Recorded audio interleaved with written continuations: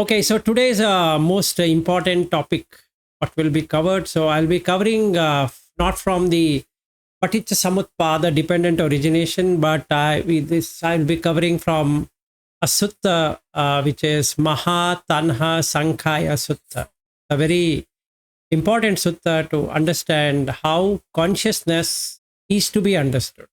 Okay? There's a lot of confusion on what is consciousness. In fact, there are a lot of experiment going on in science to understand consciousness.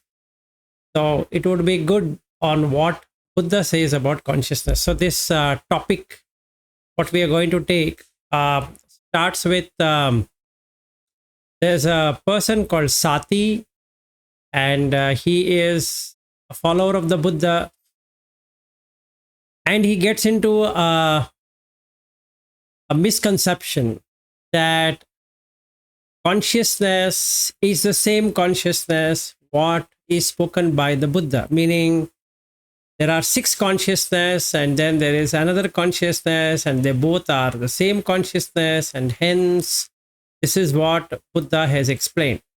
Okay, so what he says is that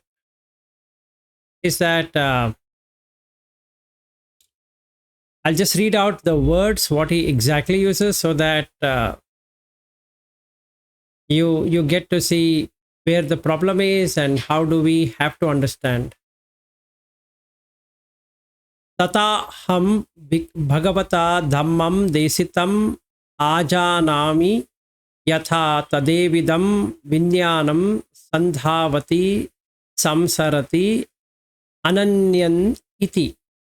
So this is what he says. So tata aham, this is what I have. Bhagavata, the Bhagavata is the Bhagava, or the released one or realized one or the perfected one, whatever you want to put there as Bhagava. Dhammam desisami or desitam is that the Dhamma what has been proclaimed by the enlightened one. Ajanami, the way I understood. Yatha tadevidam, this is how it is. What? Vinyanam sandhavati samsarati ananyan iti. That is, sandhavati means it goes around. Samsarati, it means goes round and round. Ananyan iti. Ananya is separated out or different. Ananya means that it is the same. Okay. Meaning, what is he trying to say is that this is the same consciousness which is roaming around, okay, or it is samsarati, going into the samsara, and then it's not anything different.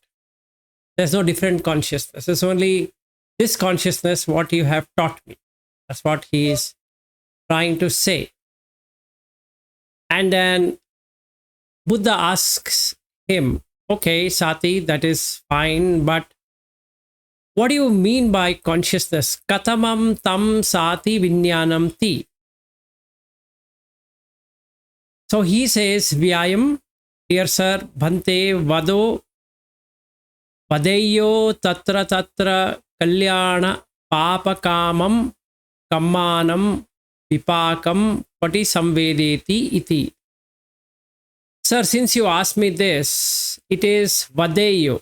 Vedeyo means one who has a vedana, which is a feeling, one who feels. Tatra kalyana papakam, that is where and where, there and there. He does the meritorious and demeritorious. Kammanam, the kamma, which is the deeds. Vipakam is the fruit of the deed. Pati samvedeti. Pati means to bond. Samvedana is the feeling that arises in those senses. So I see that this is the same consciousness what you are trying to say. So then Buddha gets wild at him, saying that, have I not explained to you? Have I not explained to you in what way? So he says, have I not explain to you that Nanu Maya Moghapurisa Aneka Paryayena Paticca Samutpadam Vinyanam Uttam Anyattara Pachaya Natti Vinyanasya Sambhavo iti. So this is the key word for us in the subject of Paticcasamutpada, what we are taking up today. Okay. He's saying that this Vinyana, what I have been teaching you from the beginning, I don't know from where did you get this misconception. Whenever I have used the word Vinyana, I have used it in relation to the conditionality only. I have never spoken to you anything related to unconditioned. Okay. Now, this is a very key thing we need to understand, because when we think Nibbana, unconditioned, there's a lot of confusion.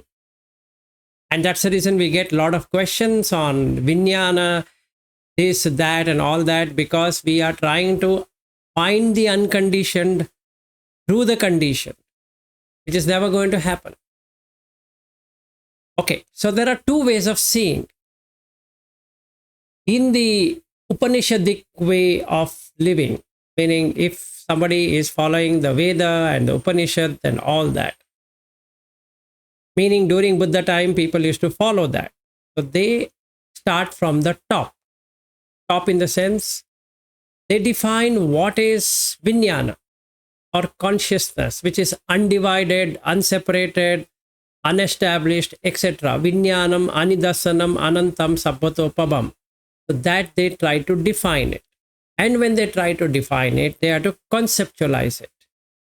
So when they want to conceptualize it, they have to use a word or a phrase which mentions that. So they have to use a word called Brahman, which means an undivided consciousness. So now you have to create attributes of that undivided consciousness, saying that Brahman is like this, Brahman is like that, Brahman, blah, blah, all that has to be explained, because then the mind cannot understand what is Brahman. This is one way of defining consciousness. Whereas Buddha goes on the total to the down part of it. He doesn't go to the top because it's of no use. He goes to the root of things. Root of everything is suffering. Because consciousness is trying to get established, it cannot get established, it again starts establishing, again it goes away, again trying to establish, again it goes away. So there's a lot of dukkha, suffering.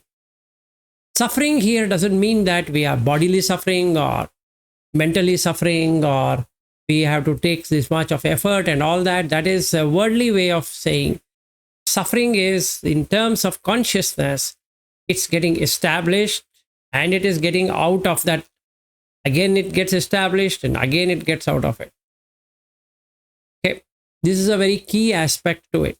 If you have any doubts, we can go and clarify it right now before we move over the subject and get into even more details of it.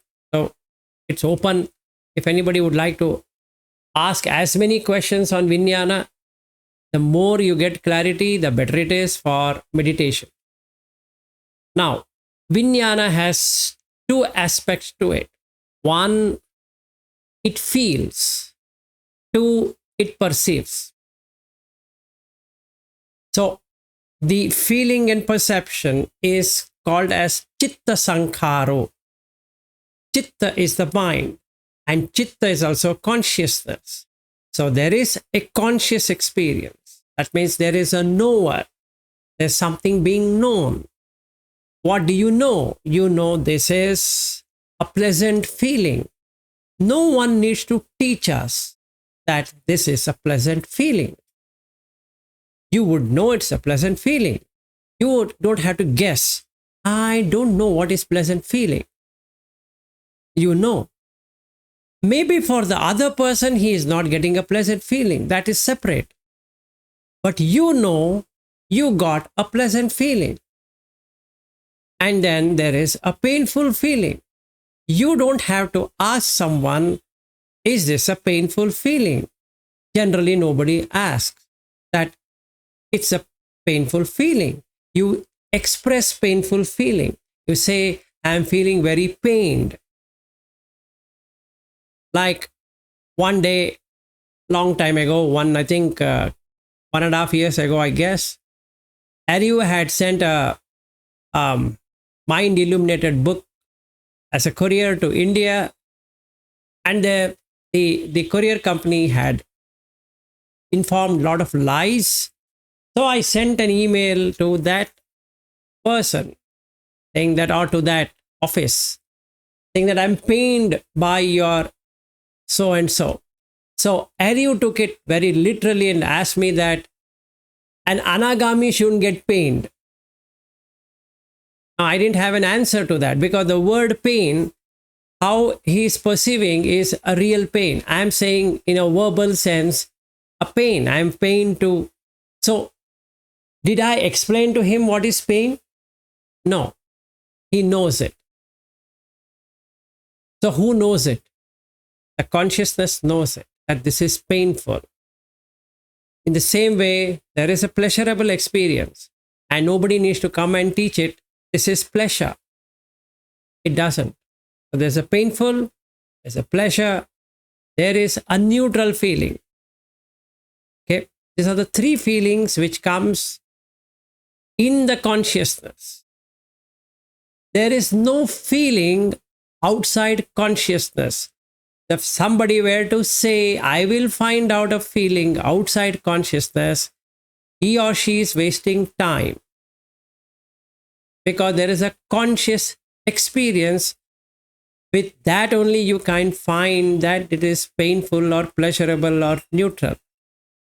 Even in Mahavedala Sutta, there is a clarification saying that, can you separate out the feeling? And the answer is no. You cannot. So then what's that I need to understand? I need to understand that the feeling and the consciousness are interrelated.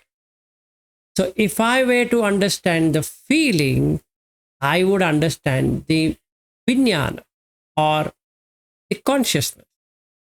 Alternatively, if I understand the consciousness, I will not only understand the feeling, but I will also understand the perception.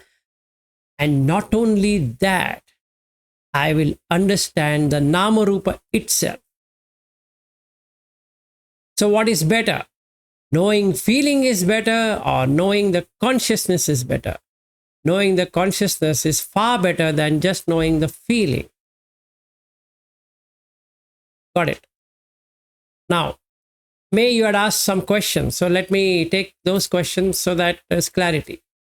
Or if you want to ask questions for everybody's benefit, you can ask. That's better, rather than I repeating the question. You can repeat the question. No, I mean, it is better that you say, because if you were not there, I would have repeated. Now, since you are there, it is better. Okay, I just said that consciousness should be so obvious because we're all conscious. Yet it's so elusive. We can't. It's hard to understand. Yet it should be obvious. Yes. So first question, isn't it obvious? No. And again, in the Mahavedala Sutta, he says, you have to develop. Wisdom has to be developed, and consciousness has to be understood, because it is not obvious. Second, is it elusive? No. Consciousness is never elusive. But if you try to investigate consciousness, you are a conscious being. It's like cutting yourself, which is never going to happen. Got the point? It's like somebody asking, are you not May? And the answer is, I am May. How do you know you are May? What would you reply?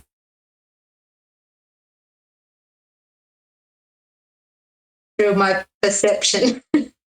Right. Now, aren't you feeling your May? Yes, you are. Don't you feel your family? Yes, you have. Don't you have an husband? Yes, you have. Don't you have children? Yes, you have. Tomorrow somebody comes to your home and abducts your children. Are you going to say they're just Patavi, Apo, Tejo, Vayo? Okay, enjoy. I have nothing to do with it. Right? Did it work for you? No. Why? Because you're conscious of your children. How? Because you feel the children. There's nothing to answer that if we use a word family, all of us here have family. So we don't have to define what is a family. We know it. You don't have to say, I have a son or a daughter. You know, family means wife, husband, children. Don't you know? Now, if you have a family, do you get doubt? Whether I have family, I don't have family. No, you don't have any doubt. If the person doesn't have family, will he have a doubt? I don't have a family or I have a family. He will never have any doubt that he doesn't have a family. He has his parents, but he doesn't have a family of his own. This knower is the consciousness, but is dependently a reason. If there were no family, there is no experience of the family, meaning to say, there is no feeling, nor there is a perception. So the wisdom here is, which is above the Vijnana. In the Vijnana only there is wisdom. It's not apart from that. So you bring in the Yoniso Manasikara, that is a proper reflection on what it is, and you would see that if there were no family, you cannot experience family no matter how much a person explains about the family. Right? Because the idea, the concept has never got into the consciousness. So you can't feel nor you can perceive. And Nibbana is that where the feeling and perception is not there. Only the conscious experience is there, but no feeling and perception. Here is the wisdom. What you need to do is understand the consciousness. It's dependently arisen in the sight, in the sound, in the taste, in the touch, and in the smell. Where else do you find a consciousness? So, how should I investigate consciousness? Wrong question. How do I understand consciousness? Right question. If you want to do Vimamsa, investigation of consciousness, that guy is going in a wrong way. He would never get it. Okay? He will never get it. Because it brings him more and more towards what? The magician. And the consciousness is magician. You are a conscious being. How can you investigate yourself other than your own self? Not possible. So you have to bring in imagination. The moment you are in imagination, you started the delusion. And you start experiencing whatever it is. And then you say, I saw light. What light? Other person will say, I never got any light. What light are you talking about? So then you both fight. I have light, you don't have light. You are an idiot. No, you are an idiot. So the both consciously you're fighting. That's the reason it's called Kalaha Vivada. Kalaha is fight and Vivada is argument. So you start the fight. Why? Because consciousness gets whatever is said. You start feeling that and you start perceiving it. So, what Buddha says to Sati is, where on earth did I ever explain to you this is consciousness? So then, that Sati, if I was him, I would have asked him, Sir, I'm very sorry. Tell me that other consciousness also, so that I get a clarity. That idiot sat down with his shoulder down and his face down. If he had asked this question, Buddha would have more than happy to explain to him what is that other consciousness. Okay. So why didn't Buddha explain the other consciousness? Because there was already a lot of confusion in the Upanishadic literature about consciousness. There was no point in he bringing it out. So that's the reason anytime anybody went and asked him that Anyam Jivam, Anyam Shariram, Tat Jivam, Tat Shariram, he didn't answer. He just didn't answer. Because Upanishadic thought starts with Brahman. They try to define the undefinable. That's impossible. And they try to conceptualize the one which cannot be conceptualized. So Buddha would have joined that group. So what did he do? Never answered. Yes, Aryu, go ahead. And why did you say that if he had asked, Buddha would happily explain? Because there is a way of explaining that consciousness. Sati is right in his question, but he gets stuck with his question. He uses a word samsarati. If he had not used that word samsarati, Buddha would have been more than happy to explain to him. He is come on the soul theory. Yeah, Ari, go ahead. As a lost opportunity for all yes, us. it's a lost opportunity. In fact, Bhikkhu Bodhi also uses this sutta. There is an exposition from Tanisaro Bhikkhu as well as Bhikkhu Bodhi, and so many people have written on this Mahatanha Sankhya Sutta. So if Sati would have asked it in a proper way, Buddha would have explained him the other consciousness. He missed it. The what we call as a witness consciousness, that he would have explained. But Sati uses the word wisdom consciousness as samsarati, which goes in circle. And Buddha says, when did I explain to you like that? Right? So we take two views here. One view from the Upanishad, which talks about an undivided consciousness, but doesn't know how to get there. So then they have to give a lot of similes. One of the favorite simile in the Upanishadic literature is just like a wave and the ocean. The ocean doesn't have any wave, but the wave is not anything to do with the ocean and is the same water. So then it joins. But Buddha uses a separate analogy. He uses the whirlpool effect. Vattam vattati. I don't know how many of you people have got into that to understand it in a proper perspective. So let's understand. What is a whirlpool? The whirlpool is that water which forced itself on the mainstream, trying to get an establishment there, couldn't get established, and started circling. Right? It is full with water. There's nothing else other than water in that whirlpool.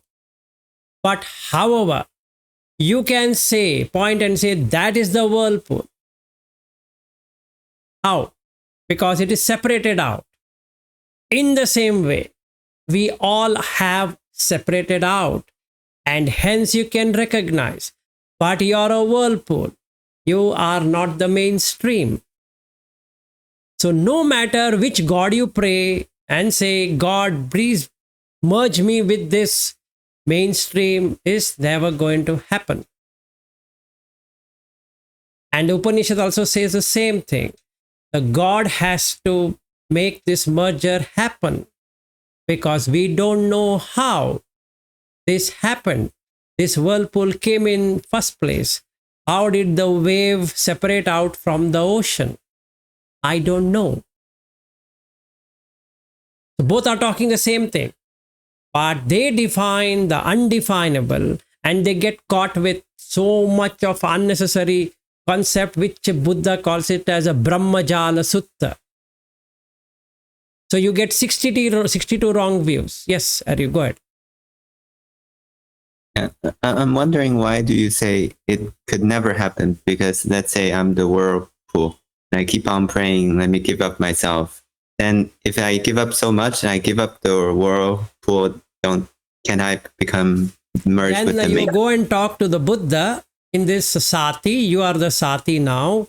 So go and convince him that I have found out a way where I can now merge with the mainstream. Please go and explain to him. He would give you the same blasting what is given to sati. Maybe you should try it out. Okay, you should do it. Yes, logically you're right, but technically you're wrong. Logically you're correct. I appreciate. You can give up. But just because you gave up, the mainstream will not accept you. You got the point? That's a technicality there. There's no way that you as a consciousness is ever going to join a mainstream. Not possible. The only thing you can do is not to get associated, and the consciousness will get extinguished, and that's it. And hence Buddha was cursed or bad spoken, bad mouthed, or abused of being an annihilationist. Yesterday we have spoken on that for a long time. Yes, Bobby, go ahead. Can you say the question which, yeah, go, Bobby, go ahead instead of you typing it out. So sorry, I was just wondering, what was the question you just asked? Because I was reading the sutta where Mahasangha, that sutta where Sadi was asking this question. So what is that question he asked? He asked that, can I, yeah, maybe Aryu can explain why I should explain. Yeah, better. I was just saying, because people pray to the God, say, accept me or whatever. I don't know what people do, but I guess theoretically speaking, if I pray so much that I give up this whirlpool, then I can become one with the God and whatnot. Right? Oh, okay. Okay, so that means you are talking maybe something like in yoga, they say that Jivatman and Paramatman join together. Or maybe somebody thinks that you go into heaven and you be there. So is it something in line with that? Yeah, something in line. I don't know those religions very well. I just thought there should be some validity in whatever this giving up, this what's the word? This bhakti, right? It should be some essence in that I thought. Okay, so so I didn't get that. So you are thinking it is merging someone. So that I feeling is continuing. That's what maybe the thing of I is continuing, but Buddha clearly says it is dependently arising. Oh, anyway, thank you for that question. Now I think we'll listen to our teachers. Okay, so coming back, yeah, Aryu, just to answer to you is that where is this I? I is in 6 senses. So there's no question that it is not dependently originated. And anything that is dependently originated ceases to exist. So no matter how much it prays to the God, whichever God it thinks it can please the Jesus or this or that or some Brahman or whatever it is, it's never going to happen. Never means never. Yes, Adil, go ahead. I guess, is it the right understanding that, let's say something happened one day, but this I will no longer exist? Because once the whirlpool has stopped, this I has extinguished. So it's not the I who got merged. It's just the I got extinguished. I getting extinguished is the Vijnana getting extinguished. That's the reason he says Vijnanasa nirodhena yatte sam uparujyati. Right? And that's the answer to your question. And where does the Vijnana come to be? Chakuncha paticca rupecha upajati chakku Vijnanam. Sotancha paticca saddecha upajati sota Vijnanam. घानंच पटिच्च Gandhe च उपजति घान विज्ञानम जिह्वा च पटिच्च रस च उपजति जिह्व विज्ञानम कायंच पटिच्च पुट्टब्बे च उपजति काय विज्ञानम मनंच पटिच्च धम्मे च उपजति मनो विज्ञानम. All the six are separate consciousness. You can't say they are the same consciousness. You can't say they are different consciousness. You can't say it is separated out of everything. You can't say it is merged into everything. Nothing like that. Okay. Now, if the eye and the sight were not to be there, there is no consciousness. How? Close your eyes. You will not have eye consciousness. You will be dreaming something which is coming from your mano. The Dhamma takes over. Things. What happened to the chakku? Gone. Close your ears. What happens? In the same way, when you are in deep sleep, what happened to six consciousness? Not there. Do you remember it is you who slept? No. Do you say somebody slept? No. Do you now say it is you and somebody they slept? No. Did you sleep with your wife or with your husband? Did you have a child? Didn't you have a child? Do you have a house? Do you have bank balance? Are you in New Zealand or Australia or India or Germany or US or wherever it is? No. You have no existence. How can you say I have merged with God? No. Can you say I merged apart from God? No. Can you say I was with God? No. Can you say I was away from God? No. Can you say I was dead? No. Can you say you were alive? No. This is weird. That's what consciousness is. It's weird. It's not elusive. It's weird. Right? But still, when you wake up, if somebody were to ask you, how was your sleep? Do you explain sleep to anyone? You know how to sleep.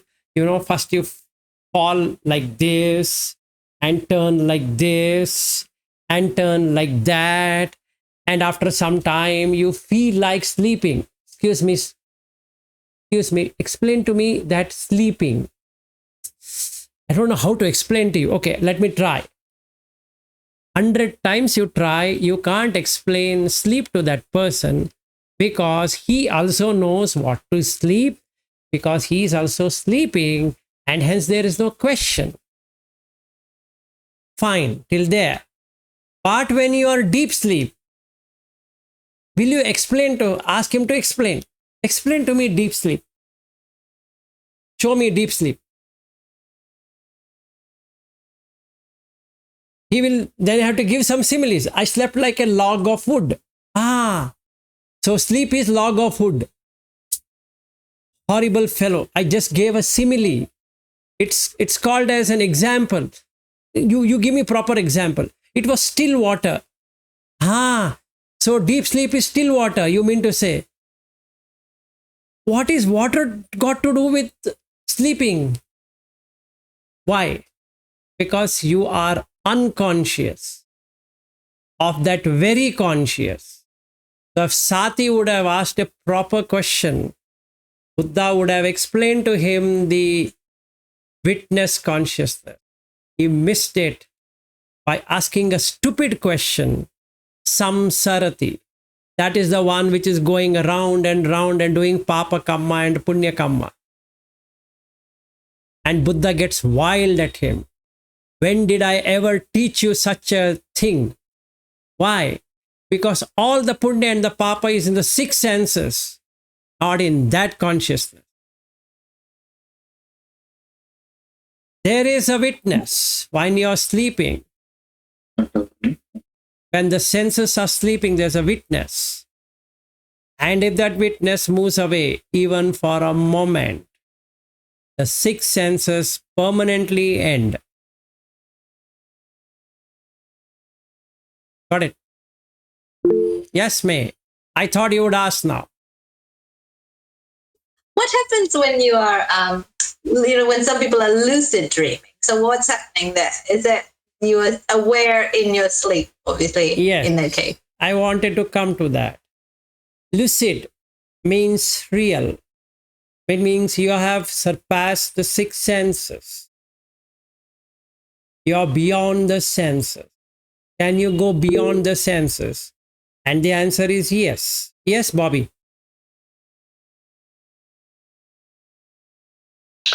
Vilasji, this is Marina, Bobby's wife.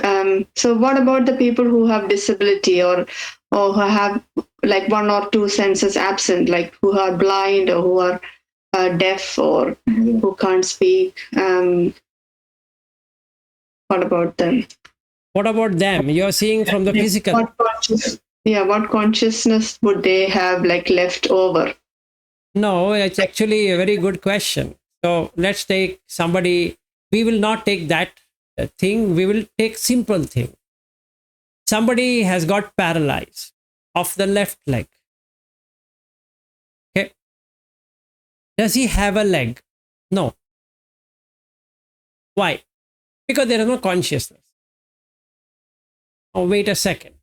Which consciousness? Body consciousness. Okay. In the body consciousness, the place where it should go, it's not going. So the leg is dead? No. Otherwise, by now, it would have become a skeleton. Right? The body, that leg is not deteriorating. Is it deteriorating? No. Same thing with the eyes. A born blind person has no deterioration of the eyes. A born deaf person has no deterioration of the ears. A born person who cannot speak, dumb, has no deterioration of the vocal cords. Why? Because there is a body inside a body, which is called as Gandhabba. And that is the one what we are talking about here in the six consciousness. So what is happening at the gross level is different.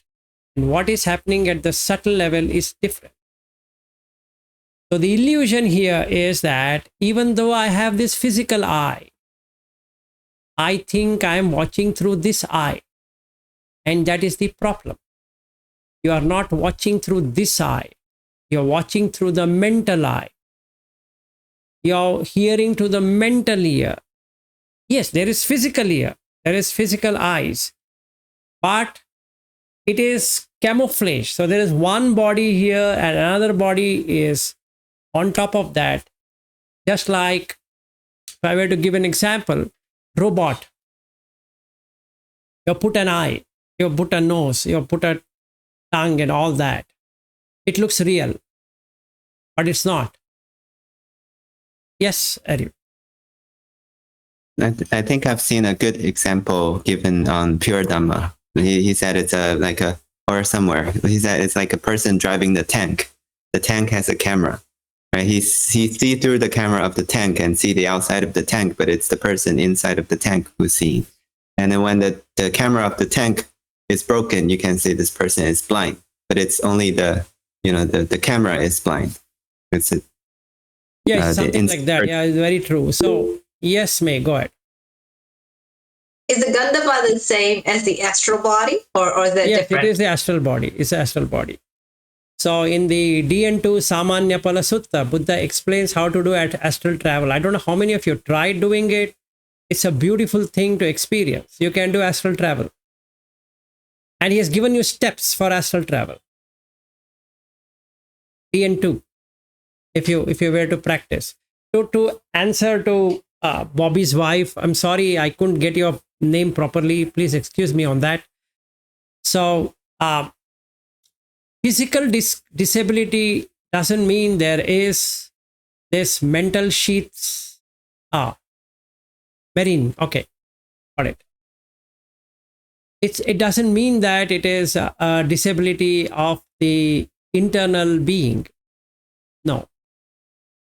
The six senses have got nothing to do with this external body per se.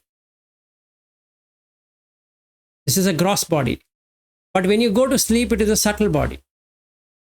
Got the point? Anytime you go to sleep, you lose your gross body. Have you ever seen it? The moment you hit the bed, few minutes down the line, you leave your gross body. Try it out today. You'll be shocked. You don't have a physical body. Forget your children. You don't have. And even they don't have. And nobody has. It's an illusion you have a physical body. Now, if you say that I have a astral body, that's also not true. Because it's again condition based. Then if you say I have six sense body, that's also an illusion. Because that's again a condition based.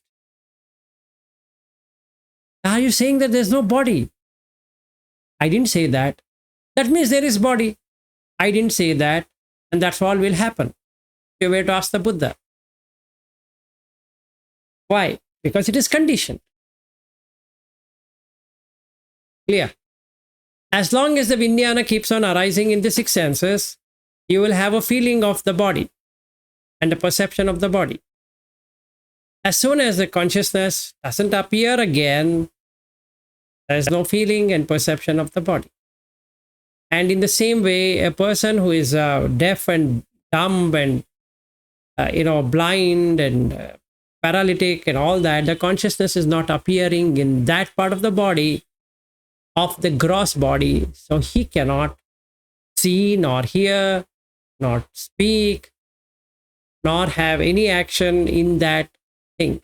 But that doesn't mean that they are getting deteriorated like a vegetable. Why?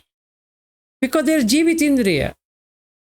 That keeps it alive.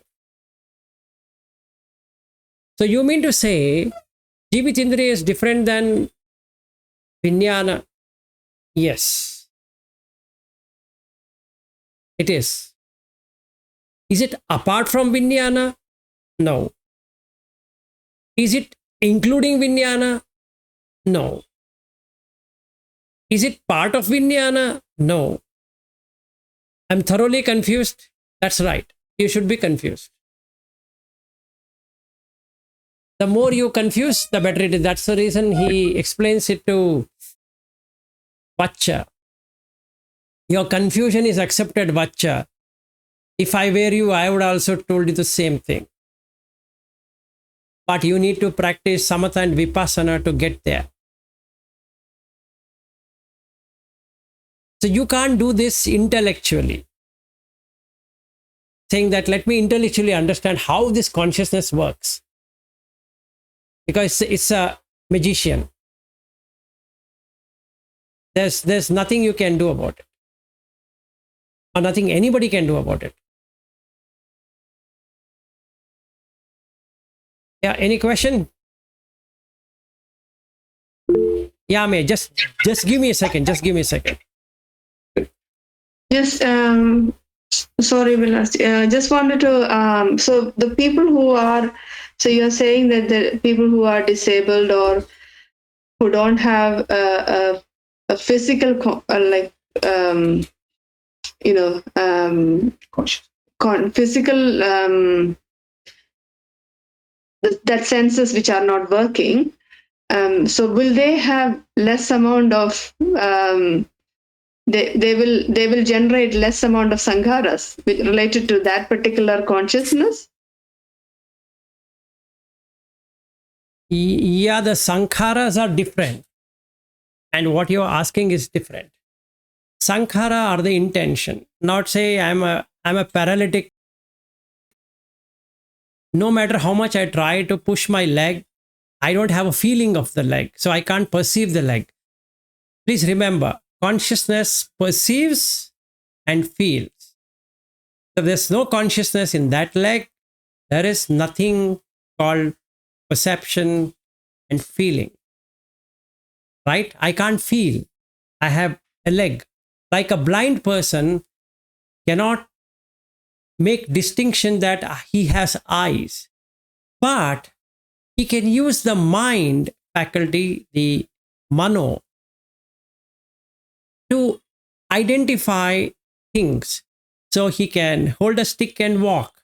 He knows there is a barrier here, there is this there, and all that. He can do it. Why? Because that sense door, even though seemingly closed, but it is open. And that is replaced by the mind sense door, which then gives it life, per se, from an external point of view. So that clearly shows that person is blind outside, but not blind from inside. Right? So he's still doing sankharas. That means he shouldn't be able to walk at all. If he didn't have any eyes, he should have been on the bed. But no, he's there. And there is this people who are having no legs or whatever, they have Olympics. How are they able to play? Because that Gandhabba, what we call as Gandhabba, or a subtle body or an astral body or whatever we want to put that, has all the six senses. Just a physical thing is not there doesn't mean that the mental thing also is not there. It's there. So it can do to a limited extent, maybe not as much as it could have done. So it will do whatever best with the limitation. So there is sankhara. Hope I explained. Okay. So Yame, go ahead. Thank you. Yeah, sure. So with vijnana, if you have a feeling, let's say you're sitting on this seat and you feel it's pleasant, and you can go, that's vijnana. Can you do that or not really? Pleasant, and you can go out where? Like when because vijnana knows and is aware.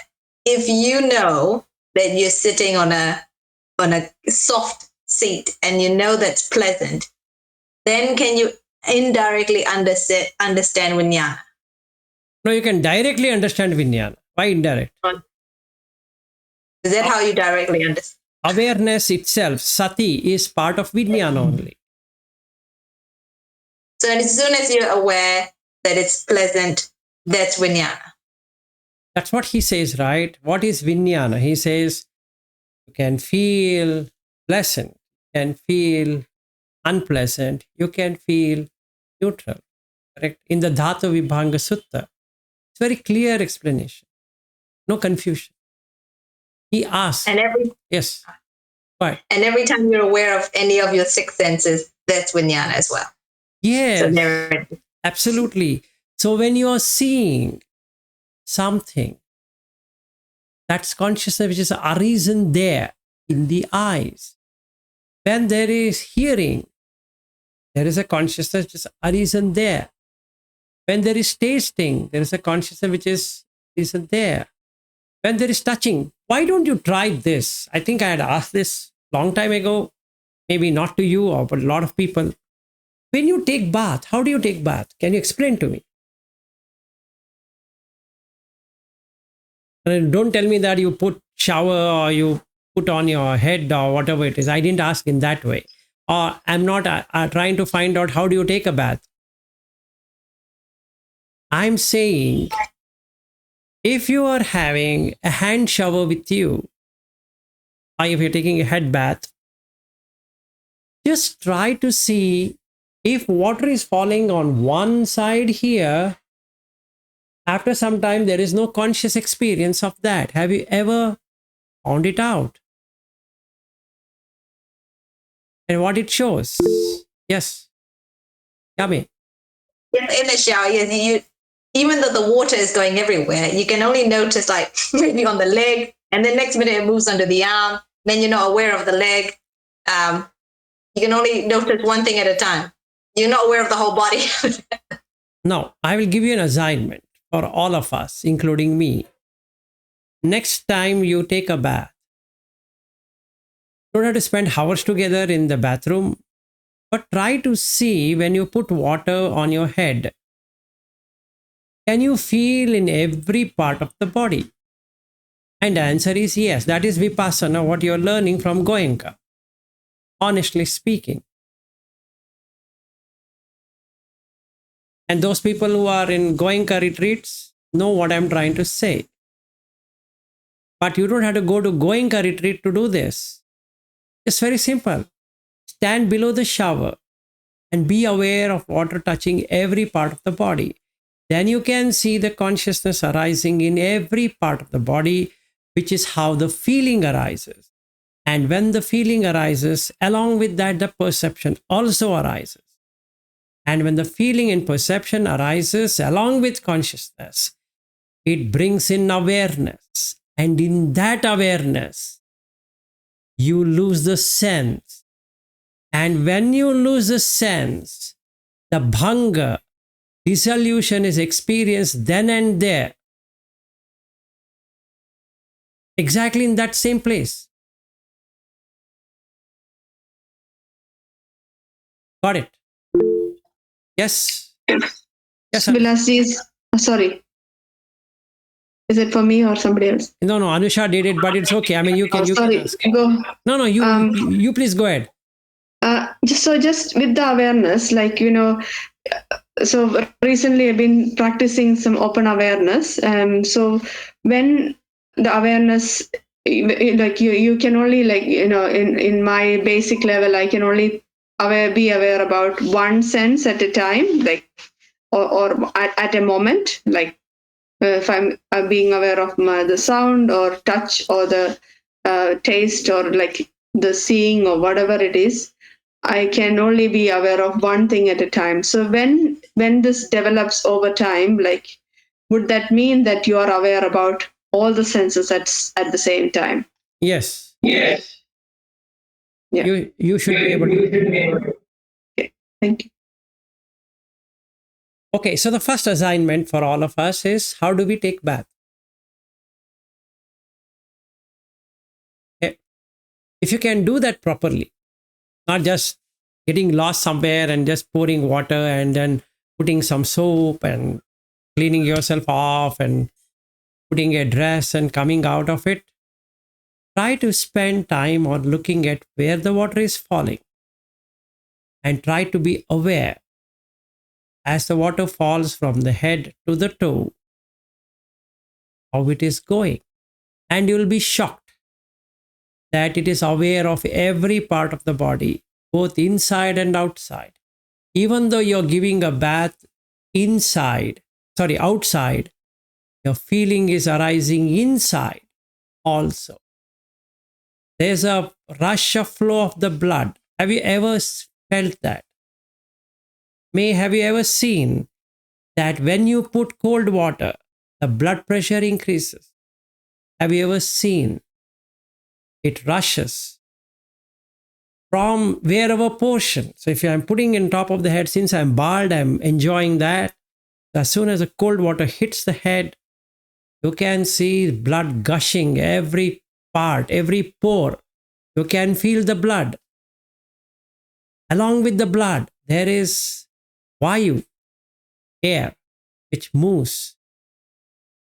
And that's the reason we call it as blood pressure. How did the pressure come? If there were no air, how would the pressure be? And since there is a rush, it heats up. Have you ever seen that there is heat coming out of your skin? Have you ever seen the moment you put water, not hot water, cold water? Have you ever seen? And you will lose weight. The body loses weight. Have you seen? You will lose 200 grams of weight if you were to measure. Why? Shrinks. The body shrinks. Have you seen? You should be aware. Okay, not only that, the water, what it should happen, it binds the solid. So the skin pores binds itself. So if you were to take too much of water, the skin gets brittle and you can see what happens. It becomes soft, too soft. Have you seen that? If the water is not poured in a proper way on the body, it becomes brittle, rough.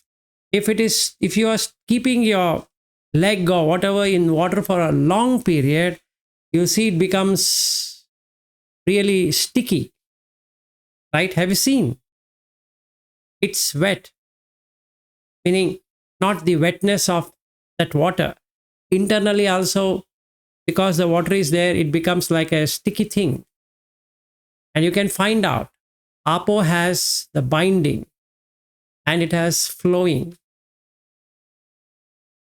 So you should watch it.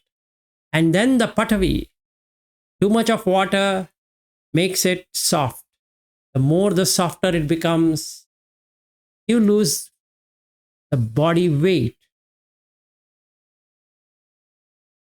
That's called taking the bath. Then you're fully aware.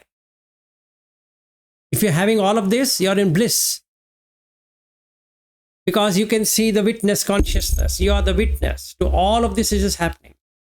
And this consciousness, this body consciousness is arising and passing away. Arising and passing away. Arising and passing away.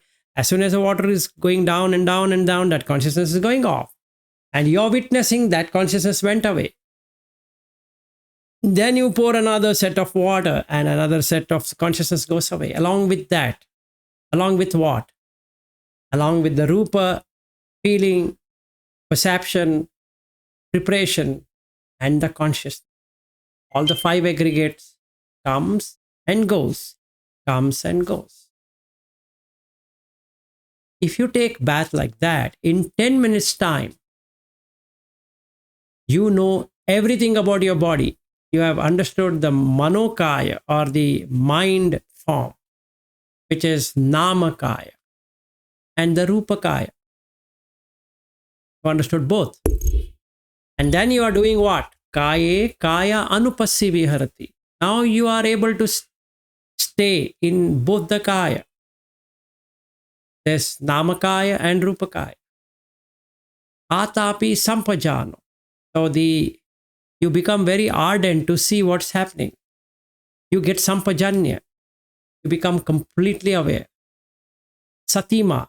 So the sati is there. Vinaya loke abhijja do manasan. So now you are able to discipline, to see there is no point in having abhijja do manasan. Now you are done your kaya anupassana in the most proficient way. And now you can see the six consciousness. All the six, not just one.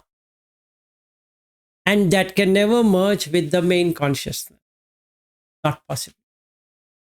God cannot help the sixth consciousness to join the mainstream. What's the point?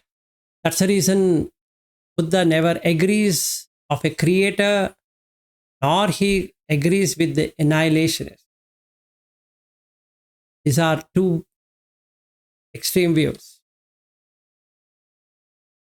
So, Kilamatan Yoga, yes, yes, Anusha, go ahead. Just a question, Vilasji. When you said the witness consciousness, what is the Pali word for that? Sakshi, or in Sakhi. Say in Sanskrit, Sakshi, in Pali it is Sakhi.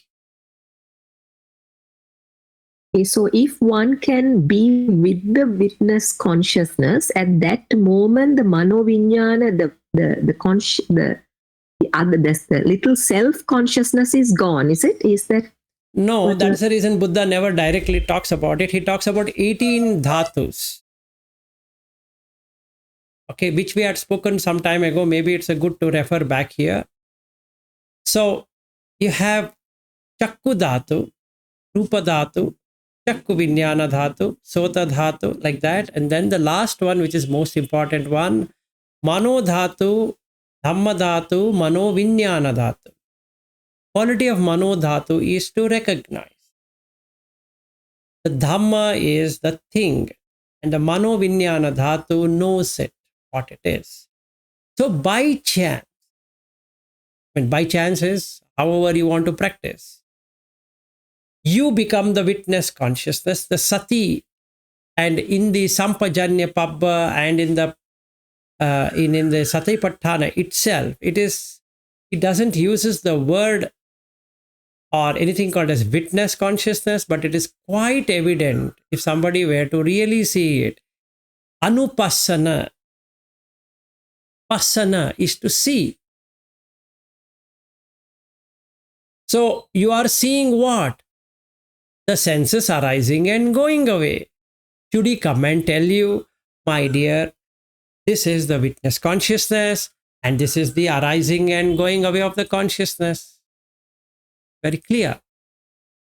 So there are two words which he uses for that in Samadhi. One is the pajanana and another one is sampajanya. These are the two keywords which represent something to do with witness. Okay. If you are not a witness, then for whom is this Nibbana? Because the six sense doors have to close.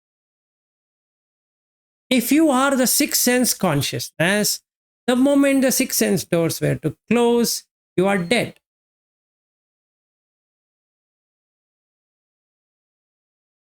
Right? Correct. Now, if you are dead, then you are directly in the cemetery. Then who is in Nibbana? Maybe the cemetery is in Nibbana. So, basically, you are a witness to see the six sense doors closing away. Right? So there should be two consciousness then. One which is seeing, the other. So can you be that unestablished consciousness? And the answer is yes. Two. Yeah. So you were saying about the two consciousness. One is the witness consciousness. Other one is the gross. The sixth sense consciousness. Yes. So what Sati did in this sutta is to get confused like all of us, thinking that the witness consciousness itself will have a samsarana. Samsarana means going around. Nissarana is not going around. Okay. Nibbana is nissarana. If you have six senses, samsarana. Keep on going through the same thing. seeing, hearing, tasting, touching, smelling, seeing, tasting. So tell me, other than that, what are we exactly experiencing moment to moment? But are you the witness of that? No. You are a participant of that. So when you participate, you feel it. What do you feel? Happy. Or you feel sad. And you take it is to be mine. Eso mama, this is mine. Eso mama asmi, this belongs to me. This pain belongs to me. Or this pleasure belongs to me. Eso me atta, I am. What do you mean I am? I is you are. Tomorrow you can have a dog eye. You say, I'm a dog. Day after tomorrow you will have cat. And then you will say, I'm a cat. Now and another few days down the line you have a deva eye. And then you say, I'm a deva. Then you will get a Brahma. Then you say, I'm a Brahma. That is vanity. Asmimana. Right? Because you are associated with 6 senses. What Buddha mentioned in the Paticcasamutpada, Sankhara Pachaya Vijnana, is the 6 senses consciousness. Yes, there you go ahead. Yeah, I think quite a while ago you've mentioned something like this question, like who is getting enlightened? This kind of question was later being asked by this Adi Shankara, right? And then the Buddhists at the time weren't able to answer, right? So if let's say Sati have asked this question and it's in the sutta, maybe they'll be answered in a more proper way, let's say. But the other related question is, I think in the Yogacara school, they brought in these additional witnesses, right? So how are they mistaken or correct in their way? Like let us not go there. As it is, there is so much of mess. So let us not add further more mess to the mess and make it even more messful. Yes, May, go ahead. When you develop the mind's eye or the third eye or whatever you call it, well, what is that? Is that still the vijnana? It's a witness. That's just witness. Just a witness. That's the reason he says Chakkum Udapadi, Jnanam Udapadi, Panya Udapadi, Aloko Udapadi. All these 4 are the witness.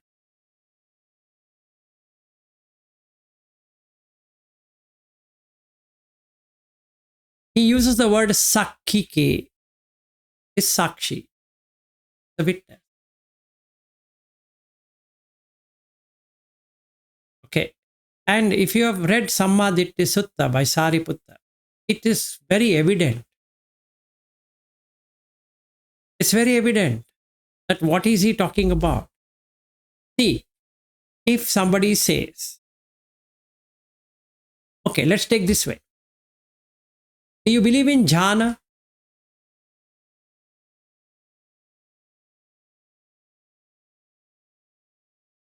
Yes or no? Yeah, go ahead. I think you want to answer. I said yes. Yes. No one's answered me. Yes. Do you have any doubt on jhana? No. Who is doing jhana? Just ask that question. Your body is not doing jhana. 100% I can assure you. Now in the jhana, when you really practice the 9th jhana, which is perception and feeling not being there, you are not dead.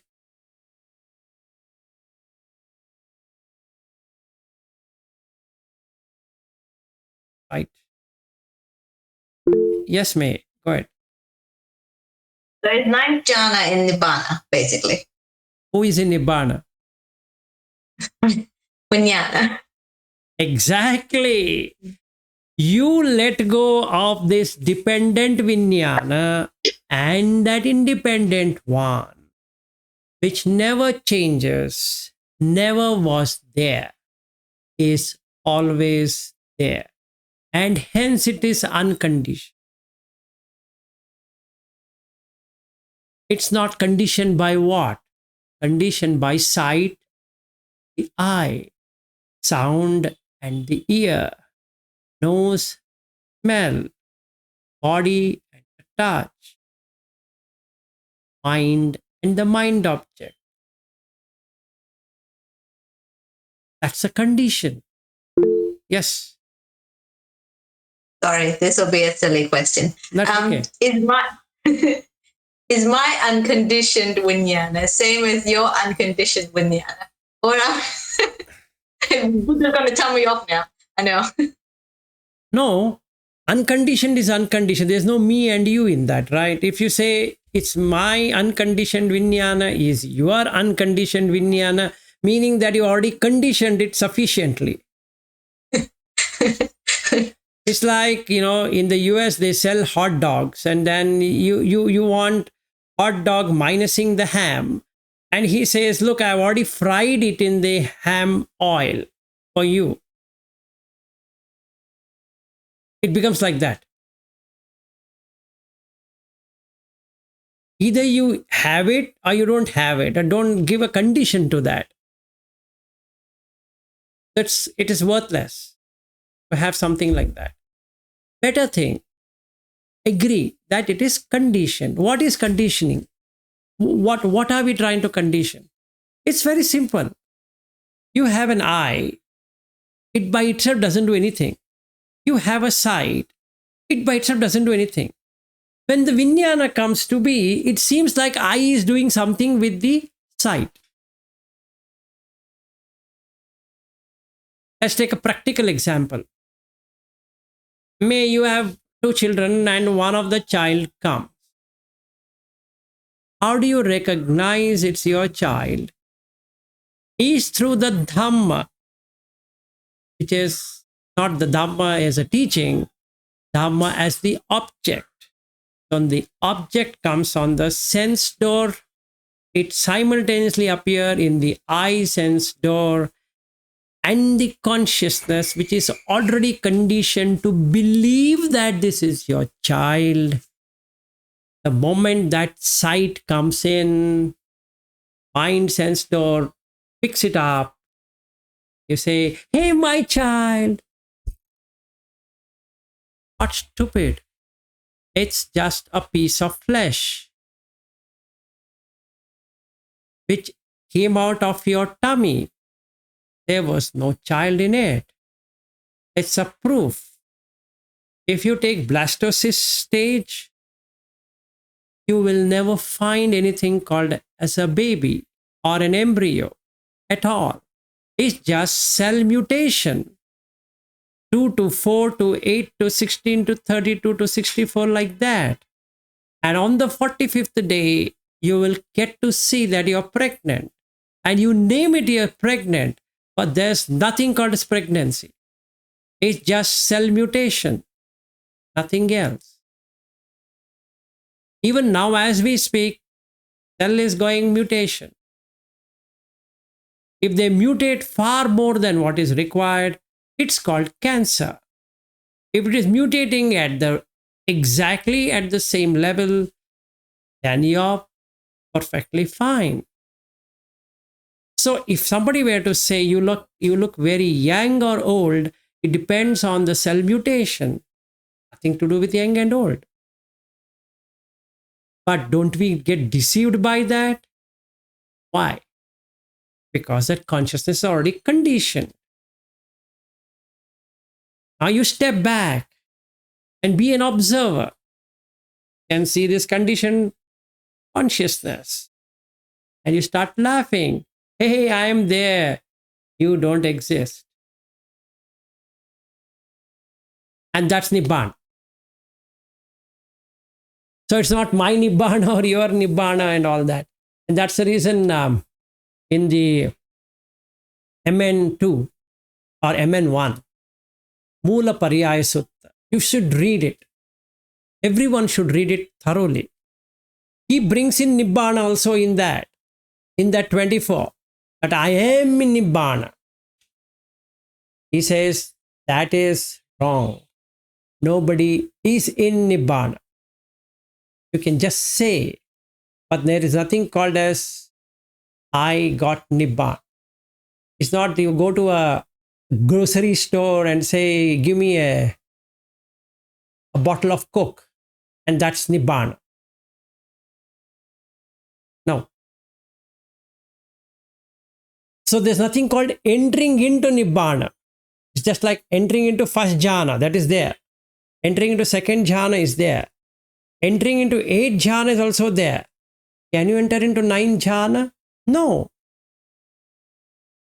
No. Yes, Aryu. So when Buddha said in the MN1 about the Nibbana taking as mind, so this is in the Nibbana, there's no consciousness to take it as mind, right? You cannot take it mind as in the Nibbana. But as you come out of it, then the mind start taking its mind. Is that what Buddha was talking about? In the Nibbana dhatu is unconditioned. In unconditioned, no conditionality can exist. In conditionality, no unconditionality can exist. But here is the catch. When you are out of it, when you're coming out of that stage, the mind knows that it was in that state. The mano vinyana dhatu knows it. Aha! This is how I entered. So it knows how to enter back. Okay? It can enter as many number of times as it wish. Why? It knows the path. Now that is the Ariyatangika Magga. For what? For the 6 senses. That's it. And this one is for the 6th sense door. Mano dhatu, Dhamma dhatu, Mano vinyana dhatu. It knows. I can say, I just now saw God. Beautiful. Can you go and see the God again? Yes. I'm there. Why? Because the mind is as pure as the unconditioned. There is no arising. There is no ceasing. What arises? Raga. What arises again and again and again is raga, dosa, moha. What if there were no raga, no dosa and moha in the 6 senses? There's no difference between unconditioned and conditioned. So now it has mimicked the original one. So the consciousness gets extinguished completely. No I at all. That's Arhat.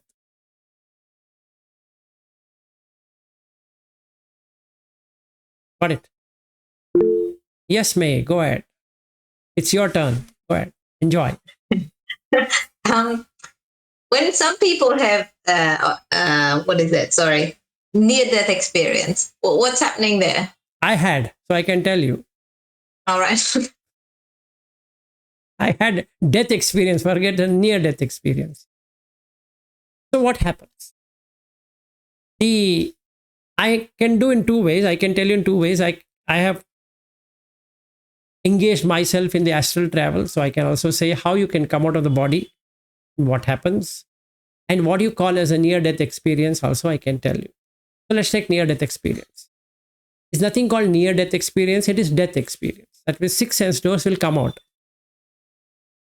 It's ejected out. What is ejected out? The astral body. Okay.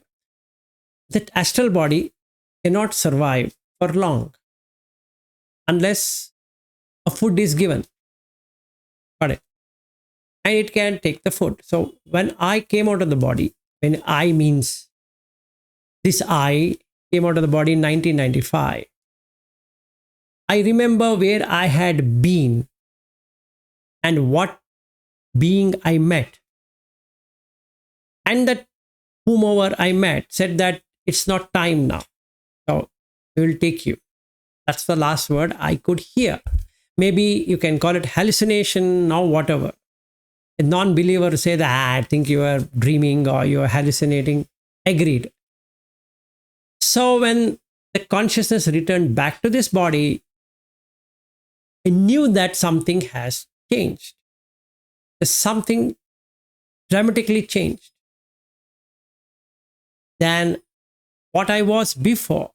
Meaning, what's the state of the mind before and the state of the mind later.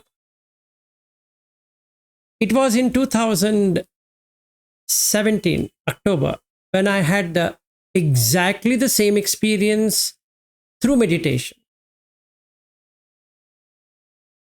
It was in Ladakh or Leh where I was there. And a few months down the line, my mom died. Okay? And it was 3 a.m. in the morning. And then I had a previous day. I had meditated for long hours. And then in the morning, it was like somebody pulling me out and saying that, let me take you through all the worldly realms. It was so distinct. And the one what I had gone there is exactly the same spot he took me then. And he said, at present, your state is only till here. But you have to, if you want to go further, you can go further. You need to practice. At present, you can only be in this level. It was exactly the same. That one without knowledge, I could call this one with knowledge. Yeah, Anusha, even I had to drop off. I need to go and meet one of my friends. So it will be another 6 minutes. So if you can stick along for next 6 minutes, it will be interesting for you. Otherwise, you can go. So what is the difference between these two experiences? It's the same vijnana. If I use this same vijnana, Buddha is going to come and hit me back saying that, when did I say it's the same vijnana? So it's the vijnana which notices, which notes it, right? It notes it. So when the mind, whatever we call mind is a part of the consciousness, by itself is unconscious. So you got the point. It's just like a thief being there at your home and you are given the keys to the thief, and you have somehow relaxed in such a way that the thief can be doing whatever it is, and then you are blamed for that. Now what happens is the thief is caught red-handed. Now the thief has nowhere to go. That means mind illuminated. Your mind, you are not the mind. You have got nothing to do with the mind. You get illuminated. Like you are not the breath. You are watching the breath. You are aware of the breath. You become a witness to the breath. Isn't it true or wrong? And that's meditation. Breath meditation is not knowing that you're breathing in, breathing out. Knowing that there is a breath in and breath out. Knowing that it is long, it is short. As an observer, not as a participant. And why do I sleep in meditation? Because I am the participant. I am the mind. So, Hinamida occurs. If you are the witness, there is no sleep. You see the sleeper and he's dozing off. You give one whack on his head and that guy will say, sorry. What do you mean sorry? I'm watching you. Right? And that witness consciousness knows all. It is the one, I can't use this word, it is the one which will get established. If I were to say that, I am Sati. Because that poor guy used that word. It is the one which is getting established. It is the one which is going around.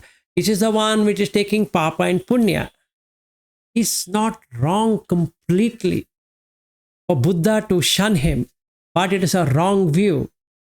This witness consciousness doesn't do anything. It's just a witness, irrespective whether you exist, you don't exist, whether it's me jhanas or it's Vilas going into jhanas. It's the same. Yes, Ravindra, go ahead. So my question is regarding this Gandhabba or astral state. In earlier talk, you have told that it is a stage between two lives. No, Gandhabba is something which is formed by 4 kaya. The first kaya is kammaja kaya. That is the born out of the deeds. Yes. So it's a package, right? So let's say there are 20,000 files on my computer, okay, which are unopened yet. I have only opened 8,000 files in this life. So 28,000, another 20,000 are yet to be seen. So you require consciousness, which is chitta jakaya.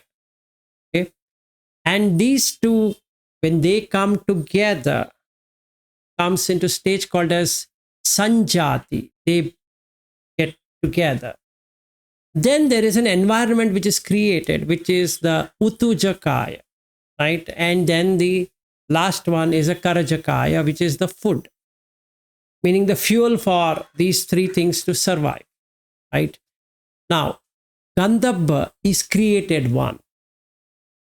If you were to not have association with the kamma, deeds, the chitta escapes from there. So if the chitta were to escape from there, utujakaya has no reason to stay. And utujakaya doesn't have anything to stay. So the karajakaya is no longer required. So the Gandhabba gets disintegrated. So the arhat phala samapatti is there's no Gandhabba at all in any state of existence. Right. So the vijnana, which is chitta, gets extinguished then and there. So that's the reason it's called parinibbana. Because there is no coming back or going anywhere. Okay, so need to end. I couldn't complete even 25% of what I wanted to say. So maybe we can meet tomorrow. So tomorrow is Sunday. If you are all willing, we can join back for this vijnana, because we need to understand what is vijnana. Are you okay tomorrow? Yes, sir. Okay. May, how about you? I've got people coming over, so I might or might not be able to join at 3 o'clock. But if you could complete your story, I'd love to listen to the rest. Then I will not complete the story, so we will take it on Monday. Because I need to rush. I'll be at work on Monday, but Tuesday I can. Tuesday, okay, then Tuesday is fine with me. If all of you agree on Tuesday, so you have to give yourself break for 3 days on vijnana. So be conscious of that consciousness for 3 days. Okay, so then we are meeting on Tuesday, same time.